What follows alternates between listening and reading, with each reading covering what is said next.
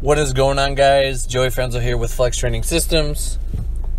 About 2 weeks out from Raw Nationals. I will be there in less than 2 weeks. And this is going to be one of the busiest weeks. I wanted to make this video while I'm in the car to save time. But I thought it was, important since we are getting close to a big meet that lots of people are doing.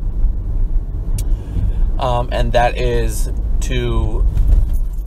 I really could title this video "Stay in the Pocket," but I think I've already done that once. But it's just not changing things. Literally, just don't change it. The reason, and I want to try to give an example of this so you guys can be better informed. And then, I've realized that with this topic, people, they get a feeling or they get a desire or a want to try to, the grass is always greener on the other side. They want to try something new. They want to try squatting in heels. They want to try squatting in flats. They want to try, a hook grip or a mixed grip or whatever. They want to change your technique, right? And I'm just here to tell you that if you are within, I would say 6 weeks under, right? 5, you're getting close. Really 6 weeks, right? Once you've started the ramp up towards your big meet, and when things are going to start to transition into that heavier phase, you absolutely do not want to be changing things. One of the reasons why, right? Let's just say you squat in heels, right? You squat in heels, you squat in heels, you squat in heels, and then all of a sudden you decide, all right, I want to squat in flats now, and you are 4 weeks out, right?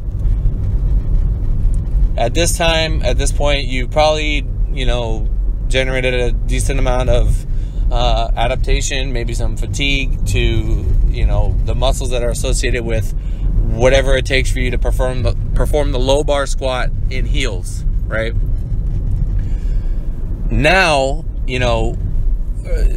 typically your training is going to start to get into higher intensities. Volume may stay the same or slightly under, and then start to drop while we maintain that intensity, right? If you're changing from training the muscles associated with heel squats, right? So maybe more quads, a little bit more lower back, maybe your stance is a little bit more narrow, and now you're flat, right? So maybe you have to widen your stance out a little bit more. You're going to use a little bit more posterior chain, maybe a little bit more hamstrings.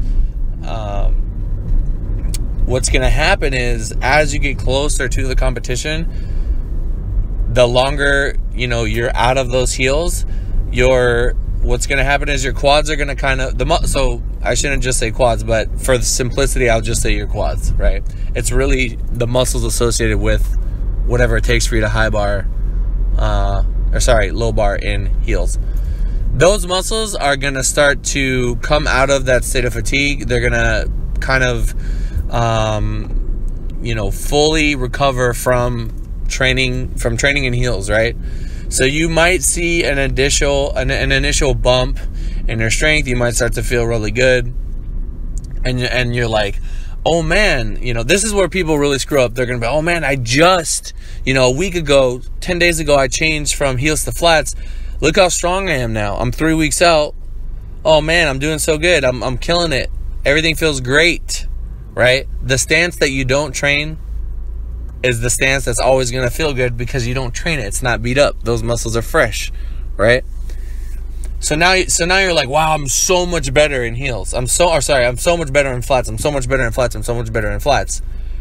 When really, what you're experiencing is just the muscles associated with squatting in heels kind of, they're going to kind of recover. You're going to get a little boost in strength. But what's going to happen is 3 weeks leading into the competition, 4 weeks leading into the competition, whenever you make the swap, you're going to start to detrain. You're going to start to not use your quads as much in your low bar squat because you haven't been training them the same way that you were, right? You changed to flats. So unless you add some kind of, this is all hypothetical. I'm just giving people an example why they shouldn't change things. It's just more complicated than people may get out to be. you're not treating your quads the same way. So now in your regular low bar squat and flats, which is your new regular squat, you're not even using your quads as much. They're going to detrain a little bit. We obviously use our quads in the squat. We use our legs in the squat, obviously, but you're not training them the same way. The tilt, right, the angle at which you maintain in order just to hold the bar in your back is going to be different. You're going to be a little bit more upright.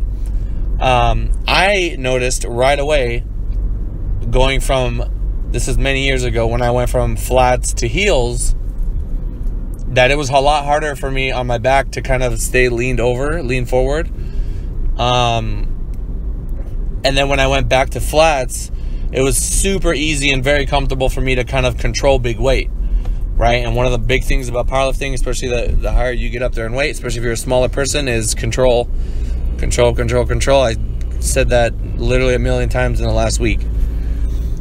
So you change to flats, you get a little boost, you start to feel good. You think it's the flats is why you feel good, right? Then, you know, getting close to your competition, you deload from your low bar a little bit, so you're gonna settle eventually, and you might not be where you were maybe at the start of your prep or midway through your prep. Basically the highs of your prep in the heels, right? This is what happens when you make a last minute change, and now you're at the meet, you're like, wow, I don't understand, I'm going off these training numbers, my numbers are not matching up, and you can't really figure out what's going on. But you don't even realize that the big mistake, the big variable that it was that you changed your footing, right? If you're gonna make that change, it should be done, you know, in an off season. And I think that whenever you do kind of like it really depends on the person. Your quads don't really kick out too far. That's just kind of the way that you are. You barely have any knee travel, and you're more of a hip dominant squatter. It might be a good idea to do some sort of supplemental exercise for your quads, because you don't get them from normal squats, right? This is one of the reasons why some bodybuilders, when they train just squats, some of them get huge quads, right? They're going to get fucking massive quads from just squatting. Others, they don't really use the squat because they don't really get good leg development out of it. It's more of a full body movement. Maybe they get more glutes, and they just end up developing issues. So, you know, I hope you guys are able to take something away from that. I use the squat as an example, but it could be with the close grip bench. It could be with the sumo deadlift. If you're a conventional guy and you swap to sumo, right, your back is going to start to recover. Like, the conventional deadlift is extremely taxing on the back, you know, mainly your lower back, mid-lower back, your lumbar. I mean, everybody's built different. Some people have a very upright. Some people in their conventional deadlift will use as much back as I use in my sumo deadlift, right? That's how, like, there's crazy variation between individuals. But that's why you can't make, you know, so you don't want to make changes like that. The body will adapt to what you get good at, right? Specificity is king. Squatting in those heels is going to be king. Squatting in those flats is going to be king. Whatever you did for 8 weeks coming in, you're locked in. You've already hit the event horizon. The black hole, if you guys don't know what the event horizon is, it's when you get too close, when you get so close to the black hole that it starts to pull you, and you're fucked now. Like, you're going to get sucked in no matter what, right? You've reached the point of no return. Or at least you should. Unless you make, you know, a very minor thing, like you get a, I was going to say tapered belt, but, you know, it all depends. There's so many different variables, and what the last thing that you want to do is to have problems on meet day, where you're literally in the middle of meet day and you're like fighting yourself over what's wrong. Should I be doing this? Should I squat in my heels? You want to have all that stuff sorted. You know, this is very, very helpful to newer lifters especially. And it's hard. The hardest part about all this is that you're literally fighting a want, or you're fighting a like an urge, right? You want to try this new thing. You want to try this new thing, right? The same thing can happen with just the way people train in general. You know, someone might fucking call their training some terminology, right? And it might sound fancy and you're like, oh man, I want to try this new thing, right? So you really want to try this thing, when in reality it might not be customized to what you're doing. It might not be have enough of what you need. It might not work for you, or it might be worse than what you're doing already. The grass is always greener, right? It always seems that way. But really the only way to find out is to experiment for yourself, find out what you're best in yourself. I will use Sean as an example because I have been working with him for like forever. The reason why he lifts the way that he lifts is because we have tried everything. We have tried narrow in heels. We have tried wide.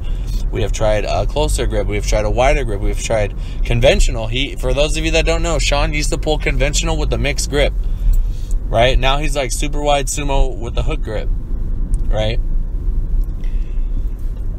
You come to conclusions over time, and you're probably going to get better. When he first changed to his competition bench, when he first started using like minimal ROM, max grip, arching the way that he does, I literally said to him, you just changed to this and you're going to get better because it's a new thing, right? We always respond to something new right away, and then over time, gains start to slow down a little bit after it's almost like you unlock, new potential. You're going to get a good little spurt off the bat, and then it's going to slow down. So I know it's kind of a complicated concept. Maybe it's not something that, without a really good understanding of how, training and just kind of how the body adapts to things work, it may not make sense, but I hope it does. If it doesn't, maybe I can do this video again down the road. Anyway, a lot of great things going on over here in Flexland. If you guys made it this far, let me get a hashtag Flexland in the comments below. Okay? I appreciate you guys. I really do. Everybody that's picked up a t-shirt, that comments on these videos, that likes the videos, any of that stuff, I really, really appreciate you guys. Whether I see you at Nationals or at the Arnold or at, Tina's Local Meet coming up in November, wherever I see you, be sure to come say hi, take a pic for the gram, something like that. Anyway, I'm almost home. Again, I appreciate you guys. Let me get a flex line in the comments. To all my Marvel boys, we got Venom coming out next week. Alrighty, peeps. I'll talk to you guys in the next one. Peace.